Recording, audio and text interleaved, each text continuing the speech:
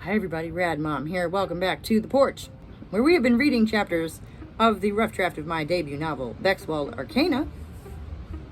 And tonight, we have chapter 5 for you. I guess it's this morning now. It's Friday morning, right? I'm recording this on Wednesday night. Don't tell anybody. At any rate, at the end of chapter 4, we had a little, just straight up rebellion. The burning of the crinoline and, having to wear it to church and all of that sounds like a real pain. That's for sure. So, I don't blame her. I don't blame her, do you? Comment down below your thoughts on that. Would you burn? Would you burn an impressive piece of your wardrobe as like an 8-year-old? Would you do that? I don't know if I would have had the chutzpah to do that myself. Anyway, chapter 5 is fun as well. And that's what we're going to be doing today. So please like the video if you enjoy my content. I will be getting back to the direct political commentary soon.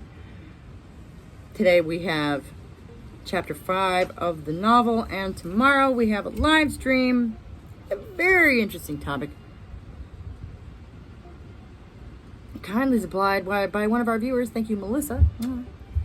But for now, we have chapter 5 of the rough draft of my debut novel, Bexwold Arcana. So please like the video, subscribe to the channel, so that we can all work together to drag feminism back into the real world, because I promise you, that's what the book is about too. Alright, so, chapter 5. Horticulture can be quite edifying. The scaly tips of Mother's shoes peeked from beneath her bouncing hem as she stopped abruptly before the thick double doors. You may use the library for now, until your father brings your brother back from the bush. She pushed through one door, waving for me to follow. Mrs. Loftus closed it behind us. She crossed to a long table to tap the back of a chair with one pale finger. You may sit here. Pencils and paper will be found in the roll-top drawer. She raised her eyebrows to Mrs. Loftus. Be sure to mind her penmanship. A nod. Of course, my lady. Thank you again, Jane. She crossed back to the door. I'm simply at my wit's end with this one. Pausing on the lintel, she turned back a step. Ring Kathy if you need anything. I'm off to Newcastle to secure fish for the Lenten season.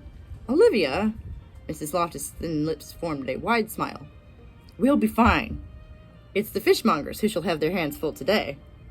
Quite so, she nodded over a smirk, pulling the door shut. I perched on the chair, one elbow leaned on the table lip. Now then, Mrs. Loftus sighed as she retrieved supplies from the desk in the corner.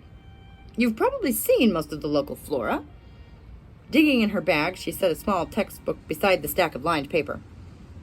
That's Latin for plant life. She pulled out the chair beside me, and now you shall know their names as well.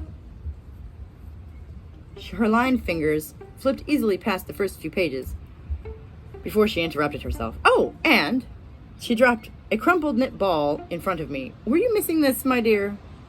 My lost glove. How? She shrugged, untying her bonnet. It's incredible what you find just lying around. I snatched it up and stuffed it in my pocket. She noticed right away. A furrowed brow. Not too bad, I hope? It was Christmas. I think she forgot all about it looking for the crinoline. Ah, yes. Green eyes narrowed. She cocked her head. She said you hid it. A snigger escaped my nose. Coco? A raised eyebrow. I shifted in my chair. It gets so cold in my room at night, you know. Her eyes grew wide. So she's not going to find it then. I lifted my toes, my hem rippling as I swung my crossed ankles. I see. She laced her fingers together, leaning toward me. One-upsmanship is not statesmanship, wild child. What? Never mind. She shook her head, tapping the small print on the page. Pick up your pencil. I copied local name, Latin name, description and use or danger. Slow loops becoming smoother before my wrist burned and my fingers ached. A sharp twinge in the middle of dandelion, Terexium astracae, put an end to our studies for the day. But that night, my bed was lumpier than usual. I pulled my housecoat from a hook on the bedpost, lighting the desk lamp before rounding the corner to the window seat. I shoved it up the sill, carefully extracting the little brown book. Its embossed letters shining in the low light. I pocketed it, carrying the lamp with me through the dark, silent house, stopping before the great doors. The deep, muffled chime of the big clock rang through the house. Twice. I retrieved my notes and pencil from the desk, resuming my seat before the pages. I flipped open my blank book, pencil gripped just so, and began back at algae. Back in my bed, I awoke to the barking of dogs. Father's return would mean no breakfast tray. Something would be laid out in the kitchen. I descended the stairs, round and down, playful canine whimpers echoing up from below. I found my father at the far end of the long table, flanked by Georgie and Carnegie, the gamekeeper. 2 wet noses pushed against my palms, into the folds of my housecoat, into my pockets. Pigeon! Rufus! He snapped his fingers, and they trotted back to lay behind his chair. Coco! He opened his arms wide. Come and see your papa! I padded across the room to where he sat, surrounded by mud flaked from his boots. He wore a cloak of old sweat, and I held my breath as I leaned in to kiss his black whiskers. Have the trees been behaving themselves for you? His brown eyes twinkled. Better watch yourself up past the dell. Carnegie pointed his fork at us. Go out too far and you may not come back. Father chuckled, his arm encircling me in a soggy embrace. Come now, Malcolm. Surely you don't believe that nonsense. The older man shook his head slowly. My grandmother used to tell about her baby brother lost behind an old oak tree. Probably fell into one of those holes. We ought to hire a surveyor. They'll never find them all. Hand wrapping my shoulder, Father swept his other arm toward the table. Join us. You'll find sausage on the stove. I plucked an apple from a bowl on the sideboard on my way to the far chair. Seeing this, Carnegie asked, No meat for you, little bird? I crunched into the apple and bit off a large chunk.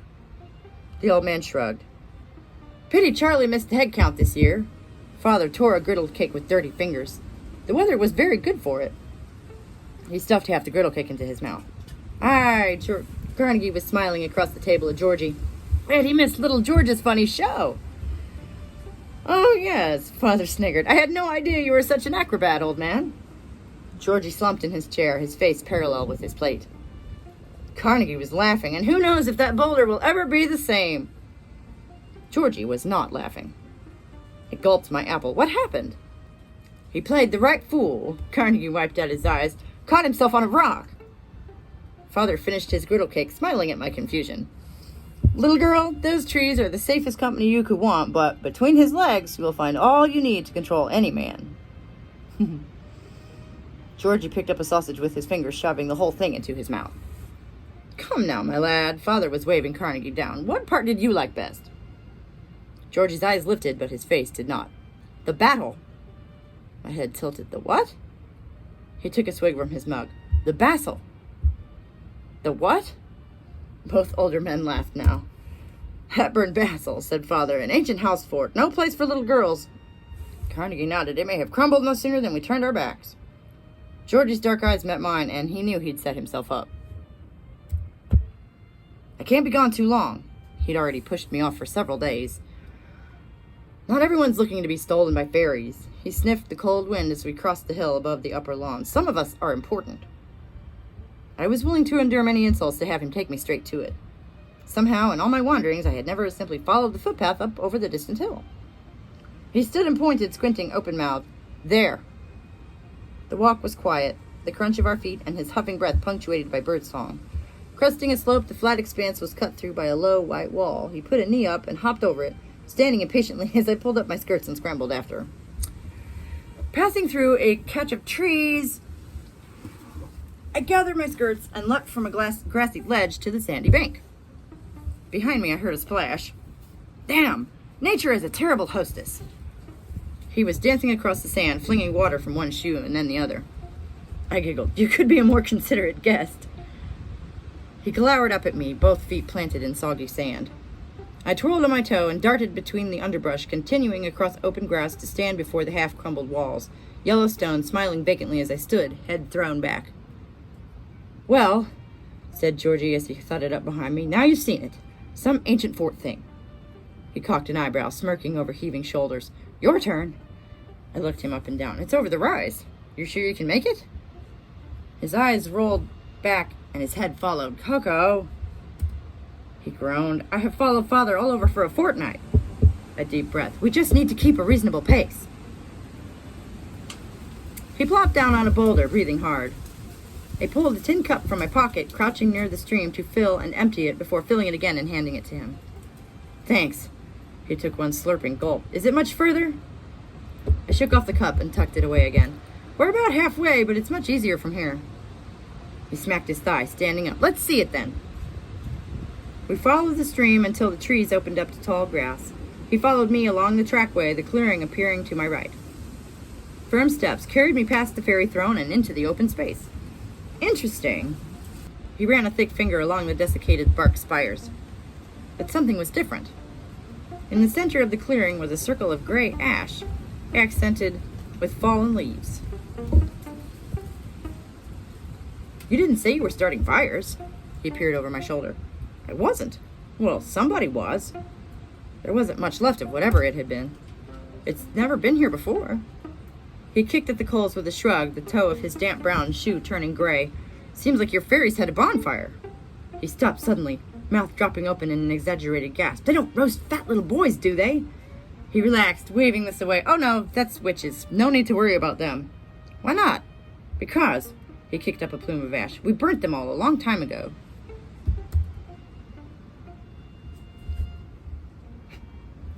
And that's the end of chapter 5.